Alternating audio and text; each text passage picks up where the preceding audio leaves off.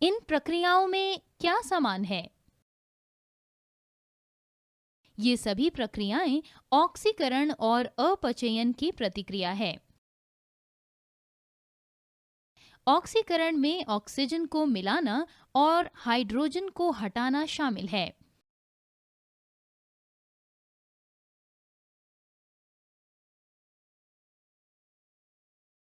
अपचयन में ऑक्सीजन को हटाना और हाइड्रोजन को मिलाना शामिल होता है। इलेक्ट्रॉन की हानि ऑक्सीकरण कहलाता है। इलेक्ट्रॉन की प्राप्ति अपचयन कहलाता है। ऑक्सीकरण और अपचयन में प्रतिक्रिया एक साथ होती है, इसलिए इन्हें ऑक्सीकरण अपचयन कहा जाता है।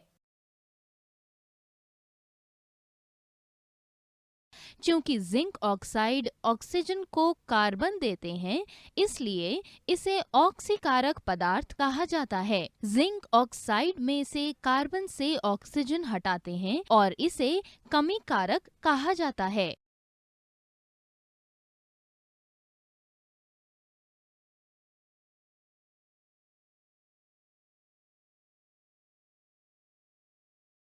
हम ऑक्सीजन अपचयन प्रतिक्रिया को कैसे पहचानें जब न ही ऑक्सीजन या न ही हाइड्रोजन उपस्थित होती है? इलेक्ट्रॉन स्थानांतरण के द्वारा रिडोक्स प्रतिक्रिया का विवरण एक बेहतर तरीका है। क्योंकि मैग्नीशियम 2 इलेक्ट्रॉन लेता है, अतः इसका अपचयन हो जाता है।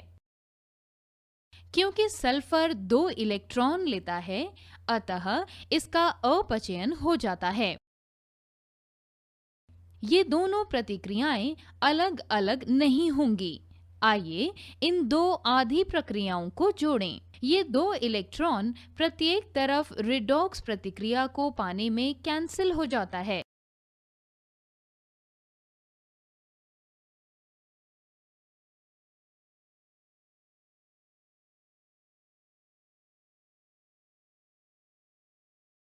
ऑप्शन। किसी धातु की चमक को धात्विक चमक कहा जाता है। क्या ये चमक हमेशा बनी रहती है? वातावरण में प्रतिक्रिया होने के कारण धातु पतली परत बनाती है, जो धातु की चमक को कम करती है।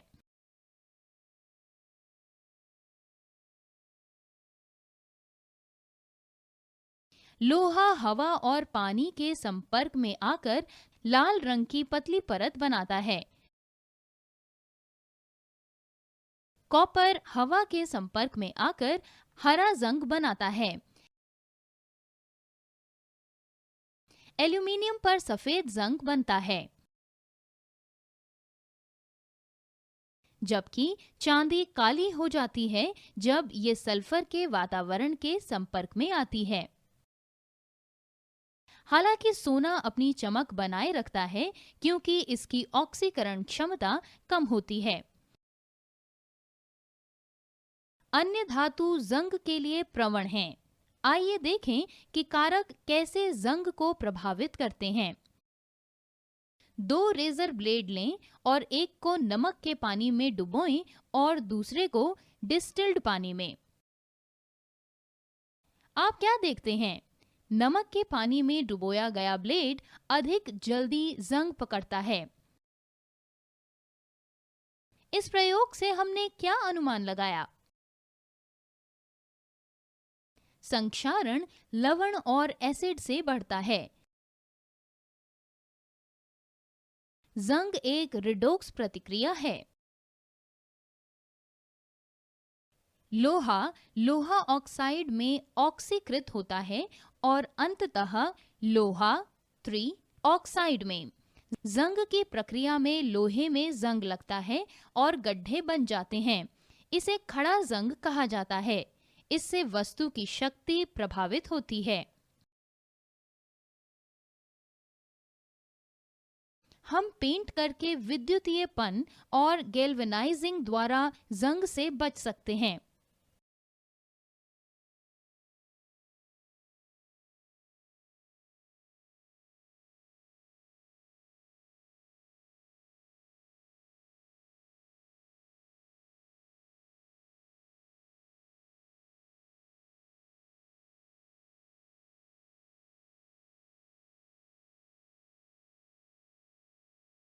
हमें कोई भी खाने की वस्तु लेने से पहले पैकिंग की तारीख का ध्यान रखना चाहिए।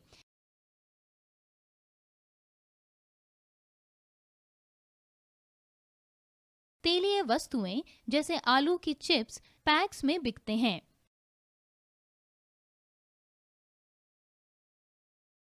यदि चिप्स पुराने हैं और अच्छी तरह पैक नहीं हैं, तो उनका वसा और तेल ऑक्सीकृत हो जाता है। वो बासी हो जाएंगे और उनका स्वाद और गंध असहनीय हो जाएगा।